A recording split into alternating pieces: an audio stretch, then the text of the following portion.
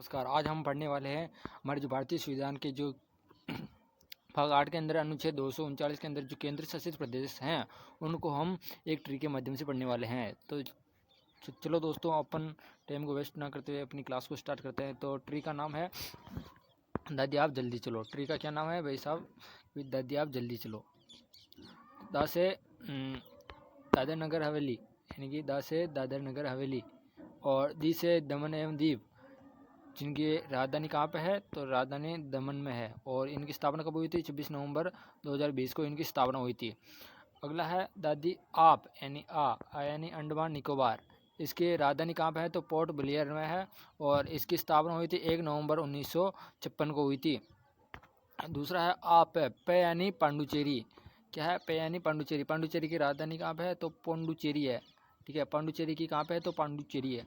तो इनकी स्थापना हुई थी 1 नवंबर 1954 को हुई थी। और अगला है जल, यानी कि जल्दी। ठीक है, तो जल यानी जम्मू कश्मीर। तो जम्मू कश्मीर की राजधानी कहाँ पे है? तो श्रीनगर।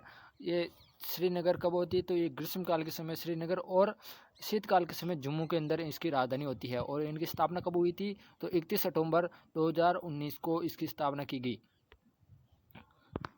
आगे देखते हैं अपन।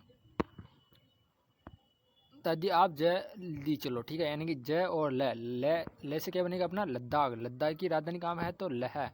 और इसकी स्थापना कब हुई? तो 31 अक्टूबर 2019 को इसकी स्थापना की गई। और दी यानी कि दिल्ली। दी से क्या बनेगा? दिल्ली। दिल्ली से, और ये इसकी राजधानी कहाँ पे है? तो नई दिल्ली के अंदर है। ठीक है, और इसकी स्थापना कब हुई थी? तो 1 नवंबर 1956 को इसकी स्थापना हुई थी। और चलो, यानी कि 2 ऑप्शन और बचे अपने पास, मतलब कि चलो।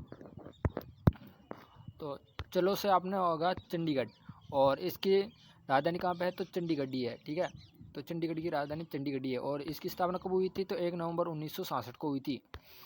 और अगला है अपना लक्षद्वीप, यानी कि चलो से लक्षद्वीप, और इसकी राजधानी कहाँ पे है? तो कवरावती इसकी राजधानी है। और इसकी स्थापना कब हुई थी? तो 1 नवंबर 1956 को इसकी स्थापना हुई थी। तो अपन अब केंद्र शासित प्रदेश की कुछ मुख्य विशेषताएं देख लेते हैं। तो पहली यहाँ पे मतलब एक है, ये दूसरी है, ये तीसरी है, ये चौथी है। आपके हिसाब से आप देख लेना, ये एक एक लाइन के अंदर एक एक विशेषताएं हैं। ठीक है, तो केंद्र शासित प्रदेशों की विशेषताएं। तो केंद्र शासित प्रदेश, जो कि केंद्र शासित प्रदेशों के पास अपनी कोई सरकार नहीं होती, यानी केंद्र शासित प्रदेश के पास अपनी कोई भी सरकार नहीं होती है। उन पर केंद्र शासित प्रदेशों का ही मतलब कि सत्ता होती है। उन पर केंद्र शासित प्रदेश ही केंद्र शासित प्रदेश के केंद्र है ना, केंद्र ही उनका शासन संभालता है, जैसे प्रधानमंत्री हो गया। ठीक है, और दूसरी विशेषता है केंद्र शासित प्रदेशों में भारत सरकार का शासन चलता है, यानी कि भारत जो सरकार है, जो केंद्र की सरकार है, उसके शासन चलता है। अर्थात किस प्रकार? अपन अब वर्तमान में अपन राजस्थान में रहते हैं, राजस्थान की अलग सरकार है। ठीक है, और उसी प्रकार केंद्र शासित प्रदेशों में अपनी मुख्य सरकार नहीं होती है, और वो केंद्र शासित प्रदेश जो केंद्र की सरकार के द्वारा चलाए जाते हैं। अर्थात ये भारत सरकार का शासन चलता है यहाँ पर। ठीक है, और तीसरी विशेषता है इनके विधानसभा और मंत्रिपरिषद हो भी सकती है, यानी कि विधानसभा और मंत्रिपरिषद हो भी सकती है और नहीं भी हो सकती है। ठीक है, और चौथी विशेषता है हो भी सकती है और नहीं भी हो सकती है। तो उनके पास सीमित अधिकार होते हैं। तो मतलब कि अगर हो भी सकते हैं और नहीं भी हो सकते, उनके पास सीमित अधिकार होते हैं। और अपने दिल्ली और पांडुचेरी के अंदर विधानसभा है।